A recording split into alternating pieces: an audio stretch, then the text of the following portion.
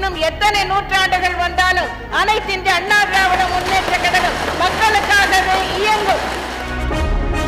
எனக்கு பின்னாலும் 100 ஆண்டுகள் வெற்றி நடை போடும் அதிமுக என்று சொன்னார் அம்மா. சும்மா ஒன்றும் சொல்லவில்லை.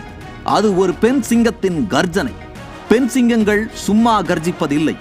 அது கர்ஜித்தால் இந்த உலகமே அதன் வசம் என்பதை தொடர் வெற்றிகளால், சரித்திர சாதனைகளால் உலகிற்கு எடுத்து காட்டிய மனித தெய்வம் மாண்புமிகு அம்மா.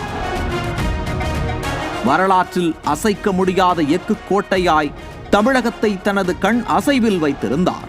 அவரை தொடர்ந்து கண்ணை இமை காப்பது போல கழகத்தை காக்க வராது வந்த காவல் தெய்வமாய், மனித குலத்தில் வெடிவெள்ளியாய், ஏழைகளின் காவலனாய், குடிமராமத்து நாயகனாய், விவசாயிகளின் பாதுகாவலனாய், சேலத்து சிங்கமாய், இரும்பு தேசத்தின் கரும்பு மனிதராய் தமிழகத்திற்கு கிடைத்த பொக்கிசம் எடப்பாடியார். புரட்சி தமிழரின் எழுச்சி பயணம் தொடங்கியது. மக்களை காப்போம், தமிழகத்தை மீட்போம். செல்லும் இடங்களில் எல்லாம் மக்கள் கூட்டம். இது சேர்த்த கூட்டம் அல்ல, தானாக சேர்ந்த கூட்டம். எதிரிகளை கலக்கமடைய செய்ய வந்த கூட்டம். 2026 அதிமுக அரியணை ஏற சரித்திரம் படைக்க வந்த சாதனை கூட்டம் என எதிரிகளுக்கு சொல்லும் மக்கள் கூட்டம். பூமி உள்ளவரை எங்கம்மா புகழே நிலைத்திருக்கும்.